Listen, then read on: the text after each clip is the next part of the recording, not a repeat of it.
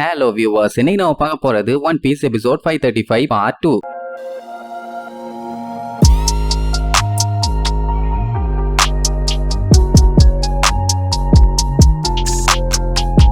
Open பண்ணா அந்த king Neptune தேம்பி அழுவாரு. இந்த மாதிரி லூஃபி என்னோட பொண்ணை கிட்னாப் பண்ணிட்டு போயிட்டான் அப்படின்னு நமி அடிச்சு சொல்லுவா. எங்க கேப்டன்லாம் அப்படி கிட்னாப் பண்ற ஆளு கிடையாது, நீங்க வேணா வேற யாராச்சும் மேல பழிய போட்டுக்கங்கம்பா. ஆமா, இவ சொன்ன உடனே அவன் போட்டுருவான். அவன் அதெல்லாம் இல்ல, வேற யாரும் அவளை கிட்னாப் பண்ணிட்டு போக வாய்ப்பே இல்ல, கண்டிப்பா அவன் தான் பண்ணிருக்கணும். அவ மட்டும் சேஃப்டியா வரல, அதுக்கப்புறம் உங்க கப்பலும் கிடைக்காது, உங்க ஃப்ரெண்ட்ஸுகளும் கிடைக்க மாட்டாங்க, எல்லாத்தையுமே இங்கேயே படுக்க போட்டு சமாதி கட்டிடுவேமா. இப்படி நம்மளுக்கும் கிங்குக்கும் நடுவுல பஞ்சாயத்து போயிட்டு இருக்கும் போது அடிபட்ட கூட்டத்துல ஒருத்தர் எந்திரிச்சு அந்த கேட்டை ஓபன் பண்ணி விட்டுருவான். இதுக்கு தான் அந்த ஹோடி வெளியில அவ்வளவு நேரமா வெயிட் பண்ணிட்டு இருந்தான். பரவாயில்லையே, கேட்டை ஓபன் பண்ணிட்டானுங்க, போய் வேலையை காட்ட வேண்டியதான்னு சும்மா சல்லுன்னு கிளம்பிடுவானுங்க. அதே நேரம் இங்க சீ ஃபாரஸ்ட்டுக்கு போய் சேர்ந்துருவான். பார்த்தா அங்கதான் நம்ம 1000 சன்னி கப்பல் ஒரு ஸ்கிராட்ச் கூட விழாம சும்மா பக்காவா நின்றுட்டு இருக்கும். அப்போ டாமோட தம்பி டென்னு, இந்த இடம் தான் ஷிப்புகளோட கிரேவியார்டுன்னு சொல்லுவாங்க, அடிச்சுக்கிட்டு வர அலையில எந்த கப்பல் மாட்டினாலும் சரி இங்கதான் வந்து கிடக்குமாமா. இது கொஞ்சம் ஆச்சரியமா தானே இருக்குது. அது மட்டும் இல்லாம இந்த இடத்துக்கு சன்ட்ரி ஈவோட பிளெஸிங்ஸும் கிடைச்சிருக்குது. அது மட்டும் இல்லாம இந்த இடத்தை நல்லா சுத்தி பார்த்தா ஏகப்பட்ட வெரைட்டில அழகழகான ஃபிஷிங் எல்லாம் சுத்திட்டு இருக்கும். அதுலயும் அங்க இருக்க சில பல திமிங்கலம் எல்லாம் நம்ம 1000 சன்னி கப்பலை விட பெருசா இருக்குது. உடனே நம்மால அந்த இடத்தோட அழக அப்படியே வளைச்சு ரசிச்சுட்டு இருப்பான். இந்த இடத்தை பத்தி தான் டென்னு பல வருஷமா ஸ்டடி பண்ணிட்டு இருக்காரு. சொல்ல போனா டீப் சீல இருக்க இது ஒரு மேஜிக்கல் சீ ஃபாரஸ்ட். இதெல்லாம் வெளியில போய் சொன்னா இப்படி ஒரு இடம் இருக்குன்னு யாருமே நம்ப மாட்டாங்க. ஃபிஷ்மேன் ஐலாண்டுன்னு ஒண்ணு இருக்கிறதே யாரும் நம்பலையே. அப்ப அந்த டென் என்ன பண்ணுவாரு, இந்த கப்பலை அப்படியே சுத்தி முத்தி பார்த்துட்டு அந்த ட்ரெஷர் ட்ரீ ஆடம்ங்கிறது ரொம்ப ரொம்ப வேல்யூபிளான மரம், அந்த மரத்தை யூஸ் பண்ணி நீ கப்பலை பில்ட் பண்ணிட்டாமா. ஆமா, டாம் கிங் ஆஃப் த பைரட்டுக்கு கப்பல் ரெடி பண்ணி கொடுத்தாருல, அதே மெட்டீரியல். சொல்ல போனா இதுதான் அவனோட கிரேட்டஸ்ட் டிசைன். ஆமா, உடனே டென்னு, சரி ஓகே, நான் வேணா உனக்கு கோட்டிங் பண்ணி கொடுக்குறேன், நீ ஒண்ணு கவலைப்படாதேன் பாரு. ஏன்னா இங்க இருந்து எப்படி நம்மளுக்கு கிளம்பணும்ல, அதுக்கு கோட்டிங் பண்ண வேண்டாம், சோ கோட்டிங் பஞ்சாயத்து ஓவர் அப்படின்னா இப்ப நம்மளுக்கு வந்தா கூட கோட்டிங்க முடிச்சுட்டு சட்டுப்புட்டுன்னு கிளம்பலாம் போலயே. இப்ப நம்மளுக்கு என்ன ஒரு டவுட்னா, இந்த டென்னை பார்க்கும்போது டாம் மாதிரி இல்ல. என்னன்னா டென்னு ஒரு கடல் கண்ணன் அண்ட் ஆல்சோ கவ் ஃபிஷும் கிடையாது. அப்புறம் எப்படி இவனும் டாமும் அண்ணன் தம்பிகளா இருக்காங்கன்னு ஒரு சின்ன டவுட். அவன் சிரித்துக்கிட்டே, ஹியூமன்ஸ் எல்லாருமே இப்படித்தான்ப்பா திங்க் பண்ணுவாங்க, மண்டையில கொஞ்சம் கூட மசாலாவே இல்ல. ஆக்சுவலா இடத்துல பிறக்கிறவங்க முக்காவாசி அண்ணன் தம்பிங்க இல்ல அக்கா தங்கச்சிங்கன்னு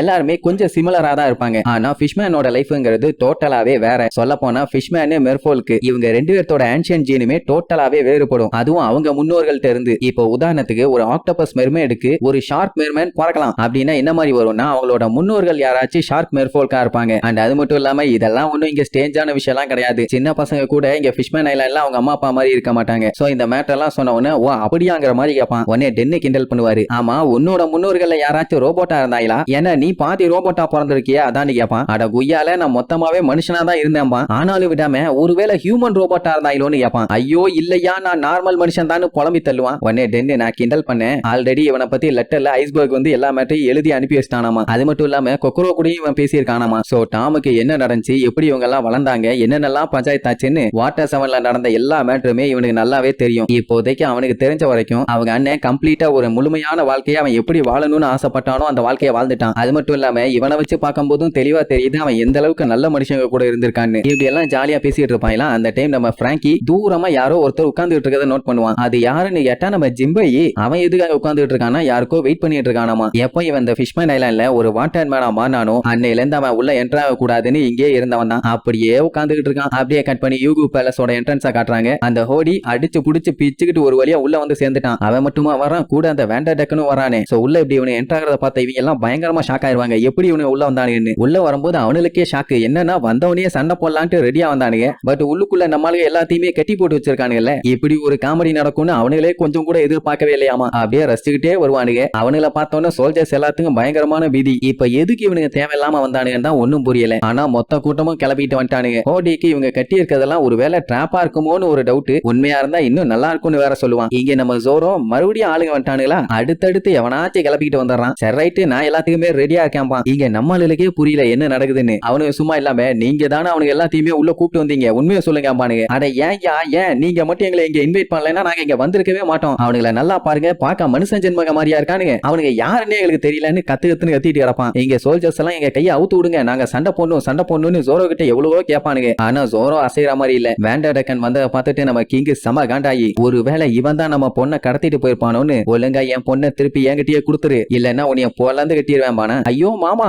இன்னும் எனக்கும் உங்க பொண்ணுக்கும் கல்யாணமே ஆகல, அதுக்குள்ள கூட்டுவான்னு சொல்றீங்க, வாட் நான்சென்ஸ் யூ ஆர் டாக்கிங்னு சொல்லி கேப்பானா. ஐயோ மாமான்னு சொல்லிட்டாடா, மாமான்னு சொல்லிட்டாடா அப்படின்னு கிங்கு காண்டாயி பச்சை பச்சையா திட்டுவாரு. என் பொண்ணு ஷிரஹோஷியை எங்கடா கூட்டு போனேன், உண்மையை சொல்லிரு, இல்லன்னா உன்னைய கொன்னே போட்டுருவேன் பாரா. டெக்கனுக்கு ஒண்ணுமே புரியல. ஆமா இவர் என்ன பேசிட்டு இருக்காரு, இவர் பேசுறதெல்லாம் ஒன்னா கோர்த்து வச்சு பார்த்தா ஒருவேளை பிரின்சஸ காணுமோ. யோ என்னையா சொல்ற, தொலைச்சிட்டே ஆவலன்னு கேப்பான். டேய் டேய் டேய் டேய் நடிக்காத, அவ சடனா ரூம் விட்டு காணாம போகும்போதே எனக்கு டவுட் ஆச்சு இந்த வேலையை பண்ணது நீயா தான் இருக்கும்னு. ஒழுங்கா என் பொண்ணை என்கிட்ட திருப்பி கொடுத்துரும் பாரு. அவனுக்கு பயங்கரமா ஷாக் ஆயிரும். ஏன்னா அவன் வந்ததே ஷிரஹோஷியை தூக்கிட்டு போறதுக்காக தான். இப்ப அவளை காணும்னு தெரிஞ்ச உடனே அரக்க பறக்க பதறுவான். அவரு ரொம்ப டென்ஷன் ஆகி கத்துன்னு கத்துவாரு. கூட இருக்கவங்க எல்லாம் கிங்கு கூல் டவுன், நீங்க தேவையில்லாம கோவப்பட்டு இருக்கீங்கன்னு அவரை சமாதானப்படுத்திட்டு இருப்பானுங்க. அப்ப ஹோடி என்ன சொல்லுவான், டே லூசு பையல, நீ இந்த ஆளுங்க எல்லாத்தையுமே தூக்கிட்டு வீசின உடனே அவங்க எல்லாருமே இங்கதான் வந்து சேர்ந்திருக்காங்க அப்படின்னா அவ கொஞ்ச நேரத்துக்கு முன்னாடி வரைக்கும் இங்கதான் இருந்திருக்கான். அவங்க உண்மையா சொன்னா என்ன, பொய் சொன்னா நமக்கு என்ன, நீ தான் எதை தூக்கிட்டு வீசினாலும் டைரக்டா அவகிட்ட போய் சேர்ந்துருமே, அப்புறம் என்ன கவலைப்பா. அட ஆமா இல்ல